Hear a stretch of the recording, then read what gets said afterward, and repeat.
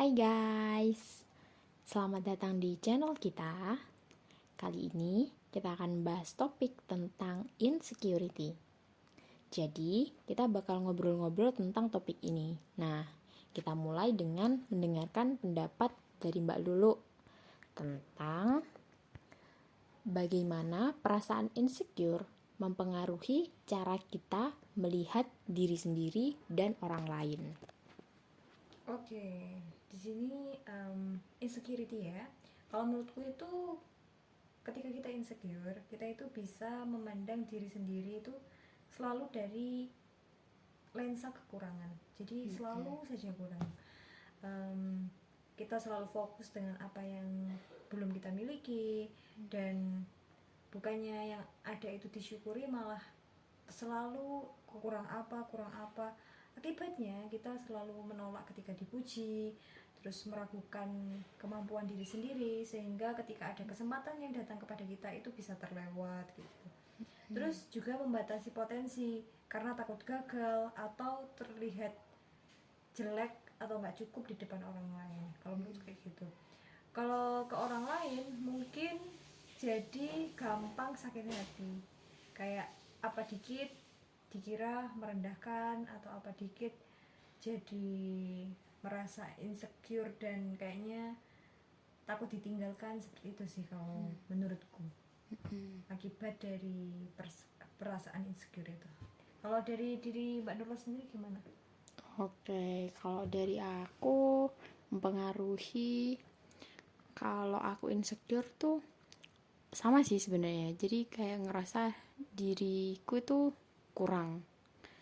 Terus abis itu ya cuma sakit aja, ngerasa kurang, ngerasa nggak cukup, sedih kayak gitu. Nah abis itu untuk mm, melihat diri orang lain, jadinya tuh aku ngerasa kayak terkadang aku lebih baik dari orang lain, terus kayak merasa oh, aku bisa ngejatuhin orang lain demi apa ya, istilahnya itu kayak memvalidasi diriku sendiri gitu loh, kalau aku lebih baik, karena butuh validasi, karena aku tahu kalau aku kurang gitu ya, dan aku nggak bisa nerima itu. Jadi aku nyari orang lain yang mungkin bisa dibilang lebih kurang lagi dari aku, atau itu cuma pandanganku aja sih, soalnya aku nggak cukup dan aku ngeliat orang lain juga kurang kayak gitu. Nah itu tuh hal yang buruk banget ya menurutku, karena nggak sepatutnya kita ngelakuin hal itu. Jadi kalau misalkan kalian pernah baca atau tahu tentang hate comment kayak gitu, menurutku setuju sih kalau ada orang yang bilang orang yang ngetik atau komen hate di satu akun seseorang yang lain itu karena orang tersebut insecure. Karena dari aku pribadi, itu yang aku rasain. Ketika aku ngerasa insecure, aku tuh jadi bisa ngejatuhin orang lain, mandang orang lain rendah, karena akunya yang sadar kekuranganku. Dan aku butuh validasi bahwa aku jauh lebih baik dari orang lain. Itu sih kalau dari aku. Oke, selanjutnya tentang pernahkah Mbak Lulu merasa insecure dengan pencapaian atau kemampuan sendiri?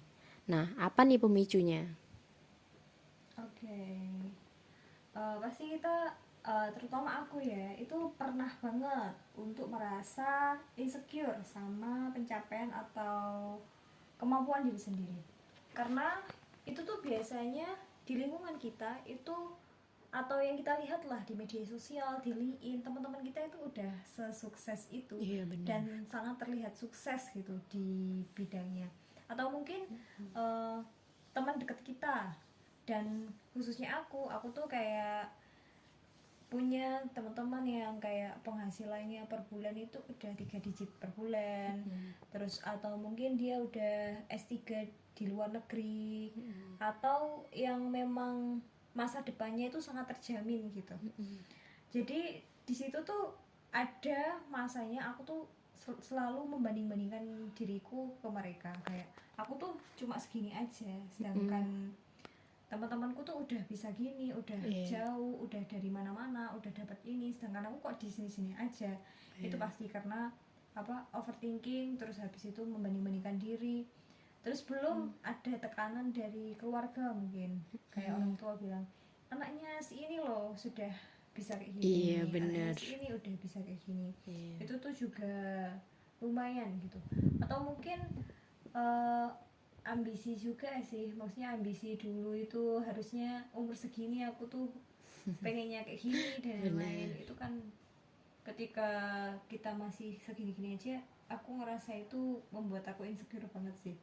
Tapi lama-lama juga mikir sih, mungkin ada perbedaan, setiap orang itu punya timeline masing-masing, dan kita pun juga misal dengan orang lain itu kita memiliki garis start yang berbeda, dan kemampuan dan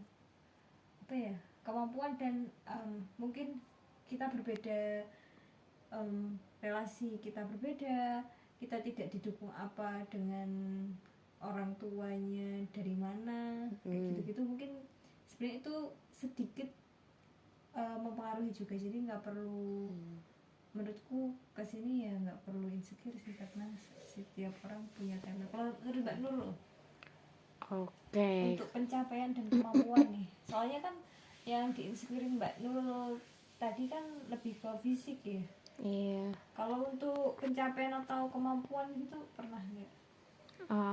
Kalau dari segi kemampuan sering ya sebenarnya, karena kayak aku tuh selalu ngelihat orang lain itu keren banget, kayak mereka bisa sesempurna itu, kenapa aku nggak bisa, jadi kayak gitu. Dan itu pemicunya ya jelas ya, karena aku ngebandingin diriku dengan orang lain. Sebenarnya intinya sama sih, karena kita ngebandingin diri sendiri, habis itu kita ngerasa kurang sama apa yang udah kita capai. Terus pas ngelihat orang lain lebih bagus lagi pencapaiannya, akhirnya ngerasa nggak cukup kan sama pencapaian diri sendiri. Nah balik lagi nih, pemicunya itu di rasa selalu ingin membandingkan dan rasa selalu ingin lebih dari orang lain, kayak gitu sih menurutku. Oke, lanjut ke bagaimana media sosial memperkuat insecurity yang sudah ada dalam diri kita. Oke, ini media sosial ya. Media sosial itu emang suatu hal yang bisa menciptakan ilusi sih. Jadi kayak orang itu pasti selalu terlihat bahagia, sukses, selalu produktif, selalu baik lah. Kita tuh jadi media sosial ini juga yang membuat kita selalu membandingkan kehidupan orang sama kehidupan kita. Padahal kita nggak tahu gimana behind the scene atau yang tidak ditampilkan orang-orang itu di media sosialnya itu. Kan kita cuma lihat highlight kehidupan orang, cuma baik-baiknya aja. Nggak mungkin kan orang membagikan nangis-nangisnya atau kesedihan, kegagalannya. Jadi kita merasa tertinggal di situ, salah arah, nggak produktif, merasa sangat tertinggal, nggak menarik. Padahal sebenarnya orang-orang lain itu juga ada di keadaan itu, cuma nggak ditampilkan aja. Menurutku kayak gitu sih, media sosial tuh kalau kita tidak bisa menerima dengan baik, bakal nyerang kita sendiri sih menurutku. Iya, setuju banget sih ya sebenarnya. Aku pribadi tuh sampai kadang itu membatasi diri sendiri untuk media sosial, karena ya itu tadi kena mental ya kalau bisa dibilang tuh. Kayak orang lain tuh keren banget dan aku masih di sini aja, masih belum apa-apa. Jadi kayak wah, makin memperbesar rasa insecure. Jadi intinya media sosial menurutku pengaruhnya luar biasa besar dan emang harus dibatasi. Kalau dari aku pribadi, aku sampai uninstall sih media sosialku biar aku bisa hidup sedikit lebih tenang gitu lah ya. Oke, lanjut ke apakah insecurity itu selalu negatif menurut Mbak Lulu? Nah, bisa tidak nggak? Terus dia punya fungsi yang positif nggak? Nah, gimana nih? Oke, apakah insecurity punya positif enggak ya? Mm-mm. Kalau menurutku sih bisa. Dimananya kalau dikelola dengan baik, insecurity yang secukupnya itu bisa membuat menjadi motivasi kita untuk selalu berkembang. Kayak mungkin sekitarku itu sukses ini, jadi aku juga harus berusaha. Temanku itu secantik ini, jadi mungkin aku mulai harus merawat diri dan lain-lain. Benar. Kayak gitu-gitu. Tapi kalau tidak dihadapi dengan baik atau sehat, ini bakal jadi beban mental. Ketika orang lain baik, ya itu tadi kena mental, terus bukannya kita jadi motivasi, malah kena mentalnya kita, aku adalah orang yang paling gagal. Iya, bener Itu banget. tuh yang tidak baik ya.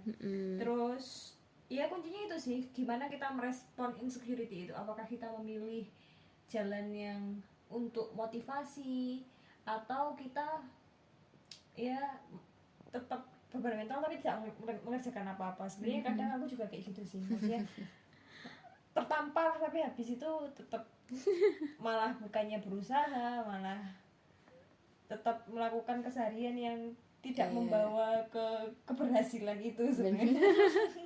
Sama aja Ya sih. itu sih, insecurity itu bagus ketika kita bisa merefleksikannya menjadi suatu motivasi dan ke arah yang baik. Itu sih kalau dari aku. Kalau dari menurut sendiri bagaimana? Sama sih ya sebenarnya jawabanku. Insecurity itu kalau menurutku nggak selalu negatif, bisa positif kalau pola pikirnya bagus. Dalam artian kalau misalkan nih aku insecure, habis itu aku jadi terpacu nih buat berubah atau bergerak ke yang lebih baik lagi, itu kan bisa positif karena itu mendorong kita buat mau berubah dan menjadi lebih baik lagi. Tapi dia juga bisa negatif kalau misalkan si orangnya ini tidak mempunyai pemikiran yang upgrade. Intinya kayak dia tuh cuma insecure, habis itu nyalain diri sendiri, nyalain keadaan, dan ngerasa nggak cukup, tapi nggak mau berubah. Ya udah cuma kayak gitu aja, dia cuma nyalahin aja, mandang orang lain juga buruk, nyalain keadaan, pokoknya nyari mana yang salah, siapa yang salah, kayak gitu. Itu kan nggak baik. Jadi tergantung ke pola pikir orangnya. Oke. Gak kerasa ya, kayaknya kita udah di penghujung episode hari ini. Bener banget.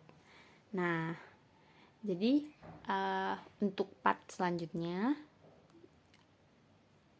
gimana nih? Kita akan meneruskan tentang insecurity ini di obrolan kita selanjutnya. Bener banget. Atau kalian kalau punya ide, pertanyaan atau topik yang seru atau tentang insecurity ini, apakah kalian setuju atau kalian punya cerita tentang insecure kalian sendiri nih, bisa ditaruh di kolom komentar. Benar.